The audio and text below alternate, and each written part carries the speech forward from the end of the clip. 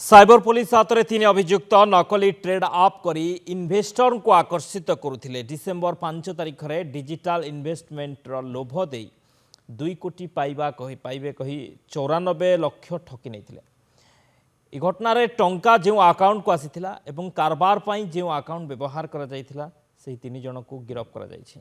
Deogarh salon मालिक सह 2 जन ग्रेजुएट को गिरफ्त करिछि साइबर थाना पुलिस। गिरफ सेलून मालिक हेले लाला बसंतरा तासह मिडिल मैन मानस कुमार साहू और जड़े छात्र को गिरफ्त करा जायछि। जड़े रिटायर्ड पुलिस कर्मचारी एभली ठकेर शिकार नहीं साइबर थानार द्वारस्थ होइथिले।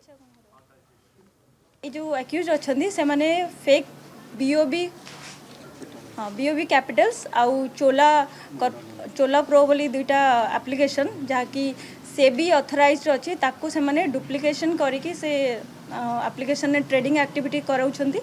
से ट्रेडिंग एक्टिविटी रे वंस आपण इन्वेस्ट कला परे से तापर से आपण को आपण जते आपण को अमाउंट विड्रॉ करबा को चाहिबे आपण सेटा विड्रॉ कर परिबे नाही। आपण को किछिटा रिक्वेस्ट करिबे जे आपण पे करंतु एडिशनल सर्विस फी किबा इनकम टैक्स सेटा भरला परे आपण फेरी पाइबे। तो जतले कंप्लेनेंट जतले सेटा विड्रॉ करबा को चाहिले देखिले जे रिटर्न हेउनी तापर जानले जेटा फ्रॉडुलेंट एक्टिविटी हेछि तेनु से रिपोर्ट करिथिले।